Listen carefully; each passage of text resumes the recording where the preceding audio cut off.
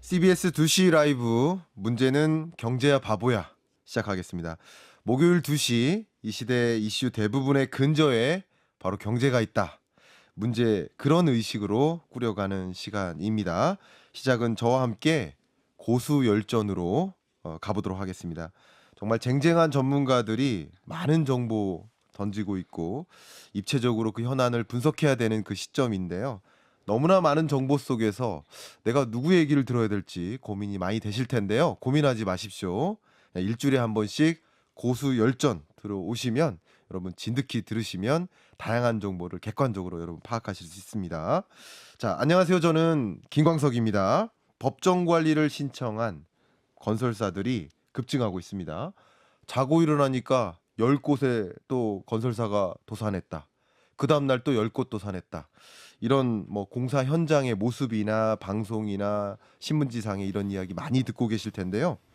어느 정도로 심각하냐면 총선이 끝나면 4월 건설사들이 줄도선할 것이다. 이런 4월 위기설이 공공연하게 들리고 있습니다.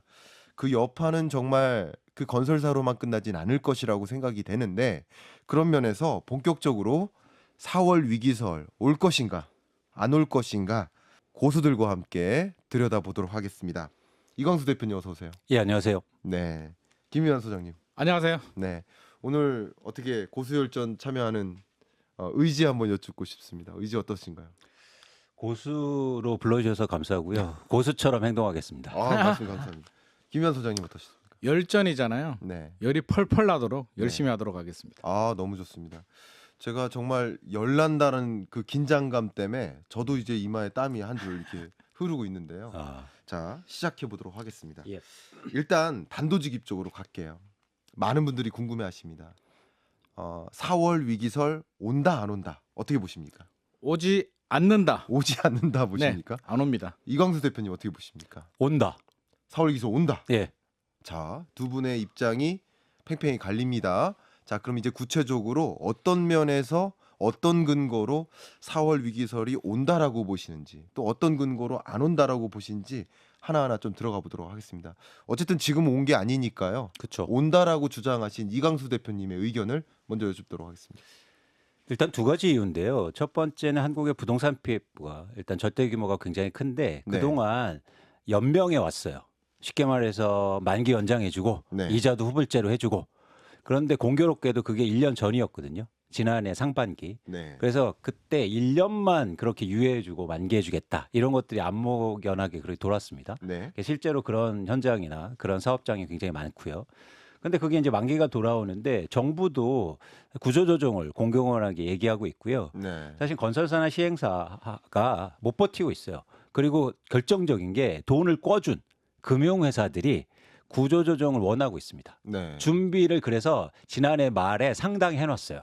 심지어 충당금 많이 마련해놓고 그렇게 하면 사실 건설사들이나 시행사들이 특히 어려워질 수 있는 거고 마지막으로 한 가지 더 말씀드리면 저희가 이제 4월을 얘기하는 게 총선 이후잖아요. 총선 이후에는 어떤 방향성이 좀 달라질 수 있다고 일단 보고 있습니다. 그렇군요. 네. 김희만 소장님의 입장도 한번 여쭤보도록 하겠습니다. 지금까지 위기가 온다고 해서 위기가 온 적은 없었고요. 네. 위기가 온다 큰 소리 치면 그건 위기가 아닙니다. 네. 우리가 다 알고 있는 내용이고요. 네. 정부도 다 알고 있는 내용입니다. 당연히 구조조정 하겠죠. 네. 총선 전에 구조조정 하기는 부담스러우니까 총선 후에 이제 수술을 하게 되는데 그 수술이 다 죽자고 하는 수술일까요? 정부가 그걸 모를까요? 건설업계도 여전히 어려운 거는 사실입니다. 사실이지만 몇 개 업체들이 구조조정 과정에서 이제 도산이 날 수도 있고 부도 처리가 될 수도 있고 뭐 법정 관리나 워크아웃 여러 가지 형태가 나올 수가 있는데 그거는 정상으로 가는 저는 과정이라고 보여집니다. 수술을 해야만 정상으로 가는 거고요. 물론 그게 4월 총선 전에 꾹 눌렀다가 총선 지나면 이제 빵 터진다 이런 위기를 이제 조장하는 그런 뉴스들도 나오고 있는데 총선 지나서 국회든 정부든 대한민국 경제 죽이려고 그렇게 막 수술하는 사람이 어디 있겠습니까? 수술이란 건 살리자고 하는 겁니다. 그래서 저는 4월 지나서 수술을 할 거고요. 사실 뭐 피가 좀 날 수도 있습니다만 그 과정은 저는 정상으로 가는 과정이다라고 생각을 합니다. 그 위기의 범위를 소장님께서 이제 저희가 규정할 필요가 있어 보이는데요. 네. 저희가 위기가 뭐 한국 경제가 또 IMF 가고 뭐 이런 얘기를 드리는 게 아니고 부동산의 위기 그리고 건설 회사의 위기 이 위기는 저는 올 수 있다고 보는 거예요. 어디까지를 위기로 보시는 거예요? 그러니까 건설사가 예를 들어서 도산을 하기 어느 시작하고 건설사가? 그러고 지금 얘기할 수는 없죠. 그 건설사가 지금 영업하고 있는데 그걸 얘기하면 어떻게 합니까? 그러니까 우리가 알고 있는 10대 대기업을 말씀하시는 건가요? 뭐 예를 들어서 가능성이 있는 거죠. 가능성이 있다. 저는 그런 생각을 갖고 있고 또 하나 뭐냐면 아까 위기가 알면은 안 온다고 하셨는데 그렇지 않습니다. 회색 콜풀소라고 들어보셨어요? 알고 있습니다. 그러니까 뭐냐면 뻔히 오는 거 알면서도 당하는 거예요. 특히 저는 부동산 PF가 거기에 해당한다고 봐요. 이유는 뭐냐면 규모가 일단 커요. 그리고 그게 질이 굉장히 안 좋아요. 특히 저희가 서브프라임 때는 심지어 분양은 했었죠. 그래서 미분양이 많았는데 지금은 분양조차 못하는 PF가 많다는 거예요. 그래서 사실은 PF가 일종의 어려워질 수 있고 그렇게 되면 시행사나 건설사 사실 도산할 수도 있는 거고 그렇게 되면 그게 위기인 거죠. 제가 말씀드린 것처럼 뭐 이것 때문에 한국의 경제 위기다 이렇게 말씀드린 건 아닙니다. 회색 코뿔소 올 수 있죠. 올 수 있고요. 충분히 준비할 수 있다고 보여지고 저는 진짜 위기는 회색 코뿔소가 아니라 블랙스완. 네. 예상치 못하는 상황이 발생했을 때 우리 IMF 외환 위기 우리 상상해냈었나요? 일부 뭐 전문가들은 예상했을 수도 있겠습니다만 다수의 국민들, 언론들은 알지 못했습니다. 글로벌 금융 위기, 서브프라임 모기지론 그런 걸 알았습니까?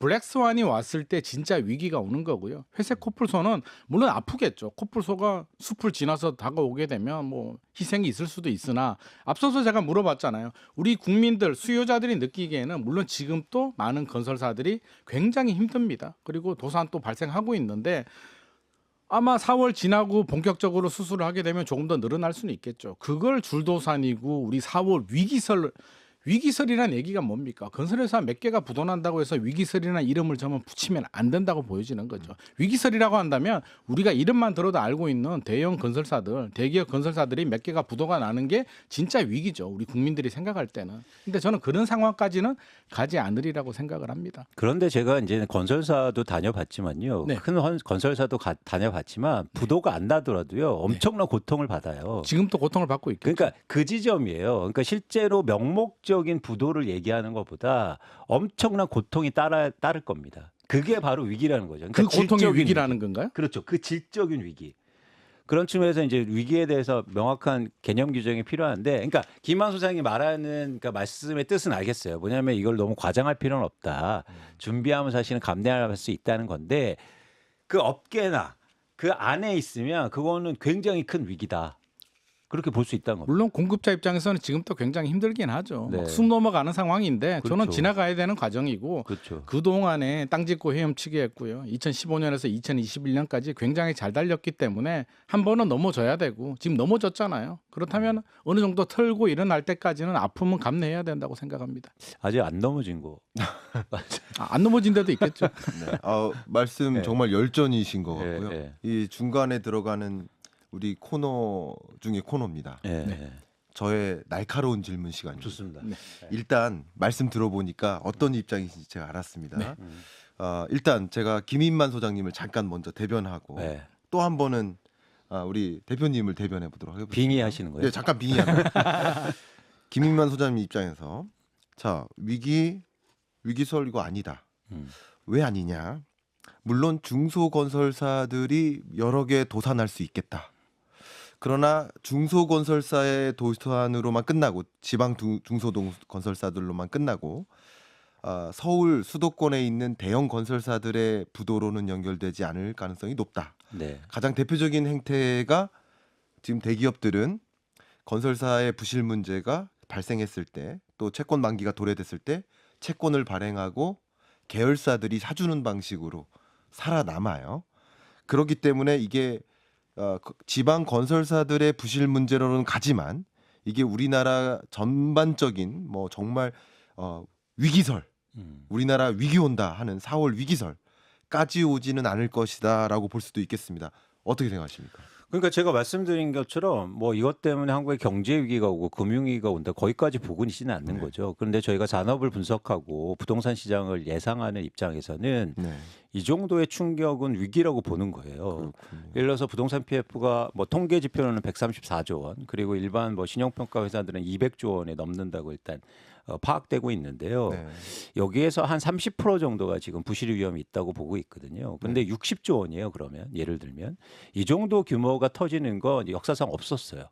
그러니까 어쩌면 이렇게 말씀드리면 아까 김만 소장님이 얘기한 것처럼 과거에 없던 일일 수가 있다는 거죠.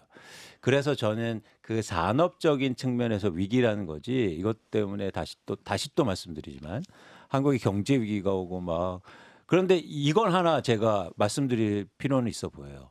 저는 그런 문제가 좀 더 심각해지면 한국의 신용 등급에 영향을 미칠 수도 있다. 그러면 좀 더 구조적인 시스템 리스크로 약간 전이될 가능성은 있는 거죠. 그래서 저는 일단 거기까지 보고 있습니다. 좋은 말씀 감사합니다. 예. 제 질문의 날카로운 정도를 평가해 주시면 1점부터 100점까지. 점수는 못 내고 아팠습니다. 아팠습니까? 그러면 그래도 한 80점 이상은 네, 됐다라고 찔렀습니다. 평가를 하시는군요. 좋습니다. 자, 이번에는 제가 김인만 소장님께 한번 네. 날카로운 긴장됩니다. 칼을 네. 대보도록 하겠습니다.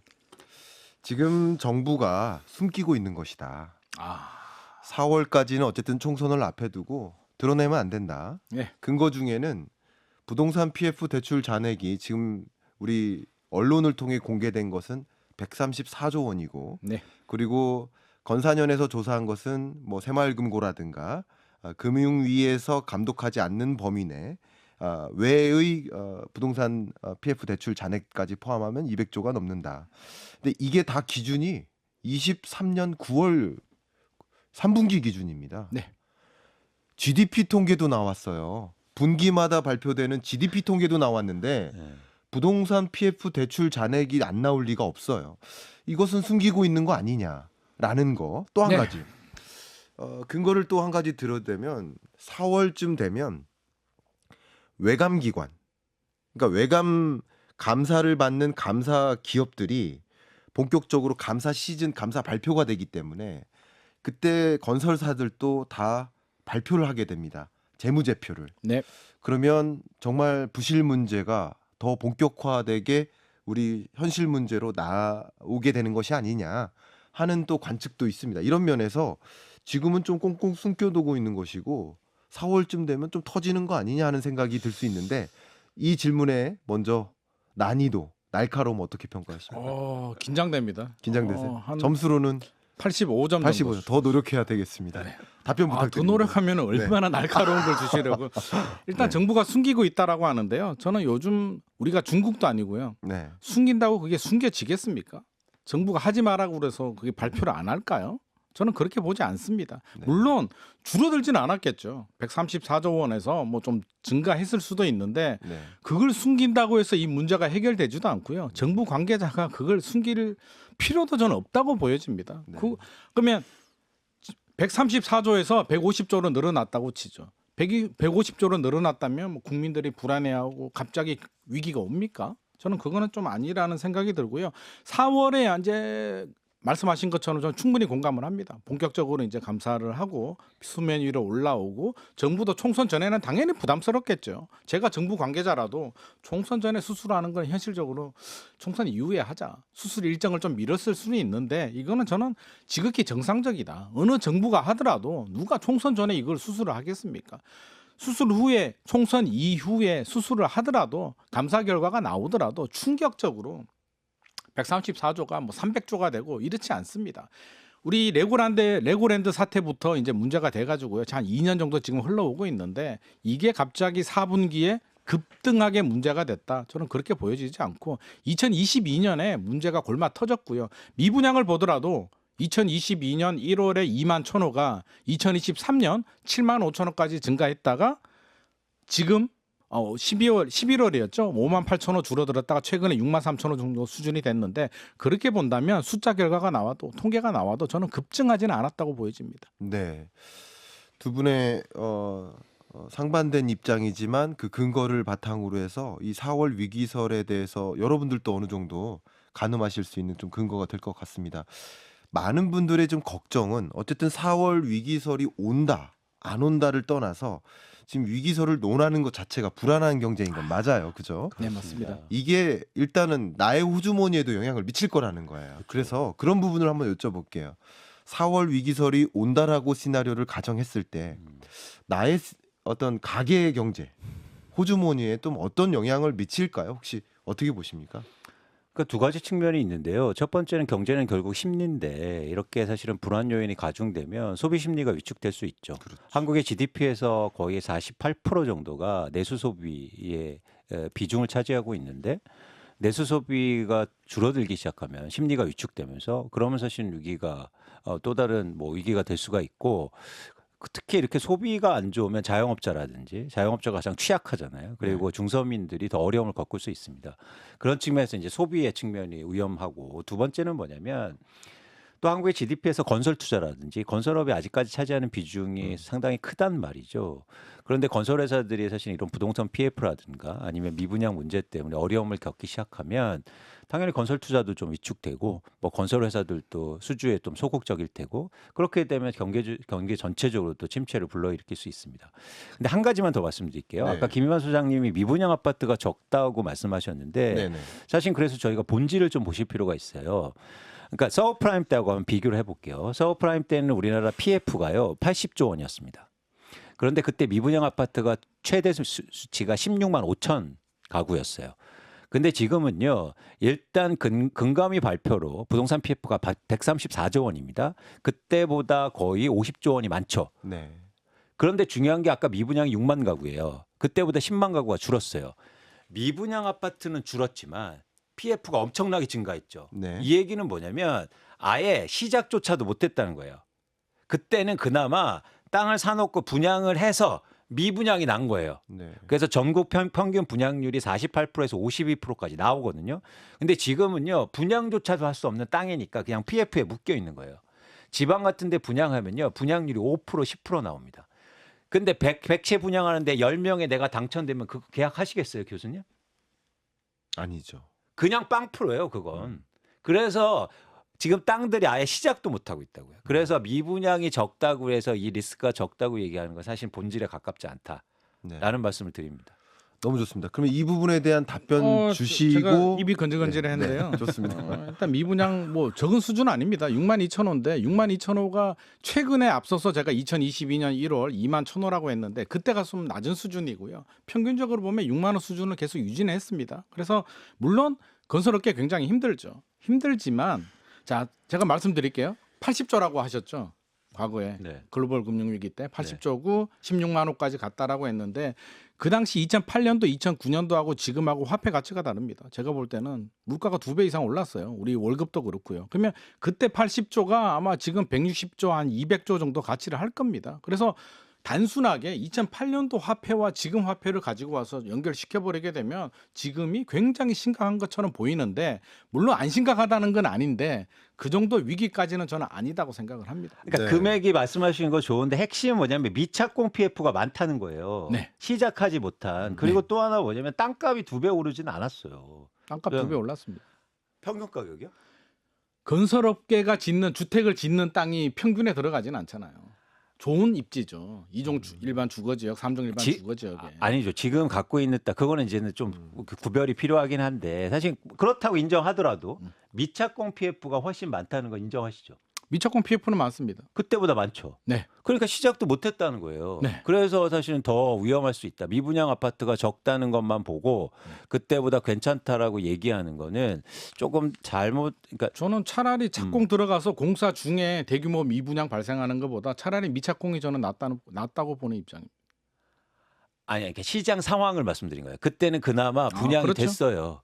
50%는 됐다고요. 근데 지금은 아예 안 된다고요.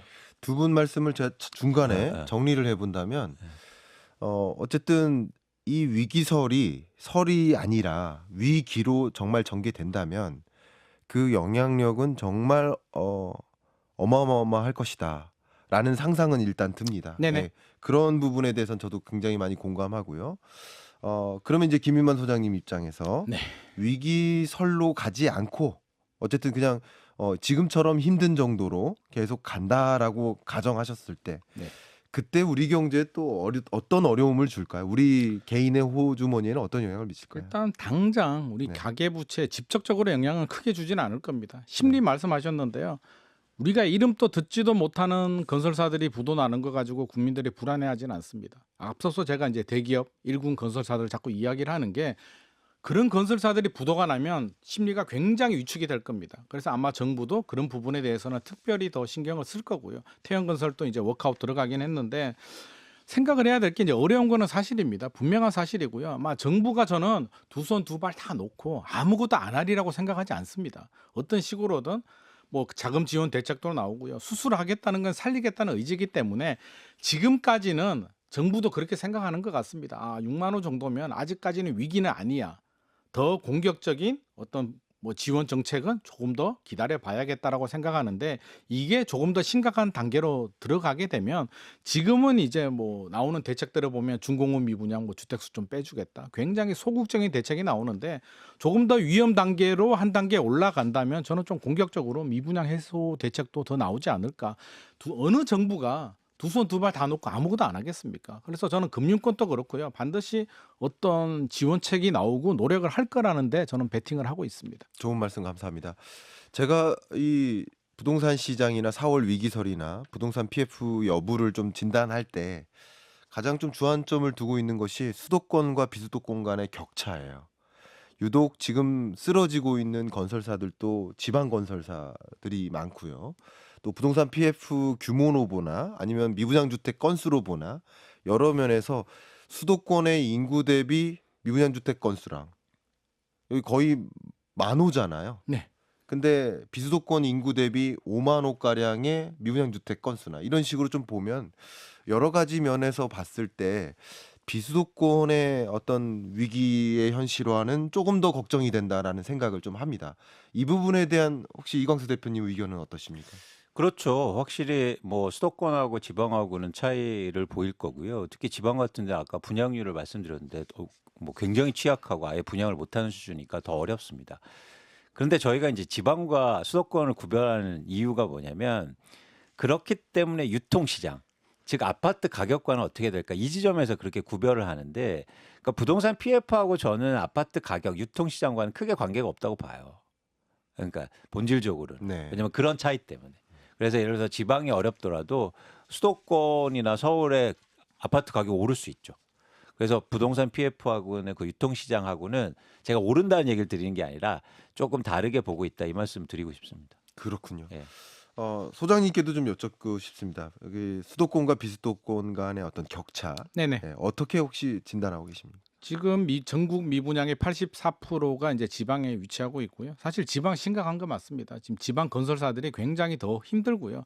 자꾸 일군 건설사들이 이야기해서 그러는데 아마 숨 넘어가고 있을 겁니다. 지방 건설사들 특히 어려운데 저는 정부가 이제 정책이 나오리라고 생각을 하고요. 총선 지나면 본격적으로 이제 지원 정책과 채찍과 당근이 두 개가 다 나올 텐데 당근이 나오면 아마 지방으로 나올 겁니다. 지방 미분양 주택부터 아마 소진을 시키는 강력한 지원 대책이 저는 나와야 되고요. 나올 거라고 확신을 하고 있는데 지금까지는 소극적으로 나왔지만 이게 4월 이후에 이제 막 불거질 거잖아요. 뭐 몇 개 업체들은 부도도 나고 수술 과정에서 피도 난다면 결국 지방 미분양을 소진하기 위해서 세금 혜택, 금융사들 뭐 금융 지원, 분양가 할인 패키지가 나오면서 우리 과거에도 그랬잖아요. 미분양 주택을 사면 5년간 양도세 면제도 나오고 그런 카드들이 저는 골든 타임이 있을 때 미리 나와야 된다고 생각을 하고요. 정부 관계자도 저는 그렇게 하리라고 믿습니다. 그렇군요.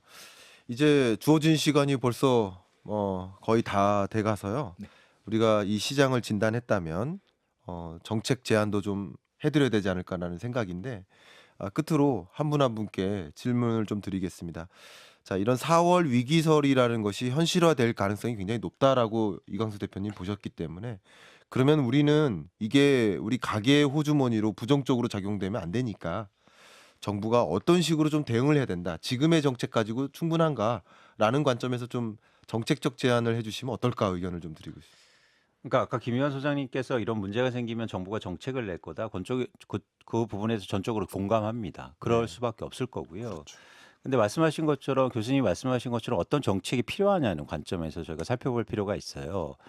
아까처럼 미분양 아파트에 뭐 양도세를 면제하거나 취등록세 감면해주고 뭐 이런 정책들은 결국엔 그 리스크를 또 가게한테 띄얹는 방향성이에요. 근데 흥미롭게도 장기적으로는 몰라도 단기적으로요. 아파트가 안 팔렸는데 세금 깎아준다고 하면 더 사기 싫어요.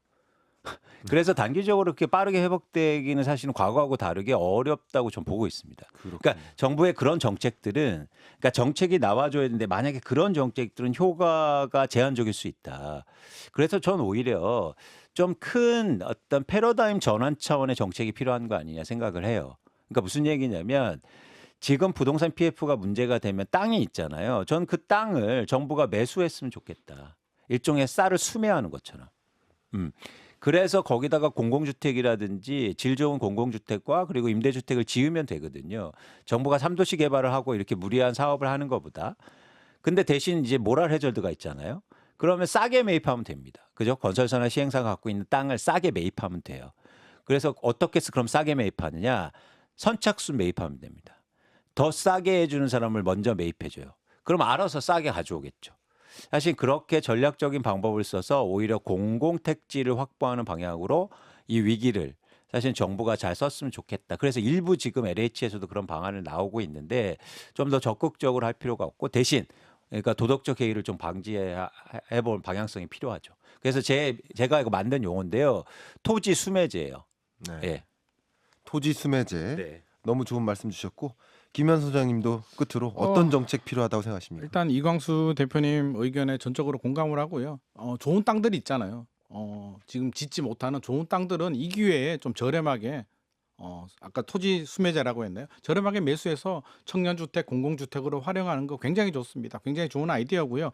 앞서서 이제 시장의 수요자들이 세금 깎아주는 걸 안 한다라고 했는데 맞습니다. 세금 정도는 안 됩니다. 그래서 제가 앞서서 패키지가 나와야 된다라고 했죠. 정부 지자체는 취득세, 양도세 깎아주고요. 금융사들은 대출이자 내려줘야 되고요. 건설사들, 시행사들은 분양가 할인을 해줘야죠. 그러면 내 집 마련을 하고 싶은 50% 이상의 무주택자들이 저렴한 가격의 세제 혜택, 금융 지원을 받는데 내 집 마련 안 할 이유는 없다고 생각을 합니다. 네. 두 분의 정책까지 잘 들어봤습니다. 아마 4월 위기설 정말 난무하고 있지만 둘 중에 하나죠. 위기 온다, 위기 오지 않는다.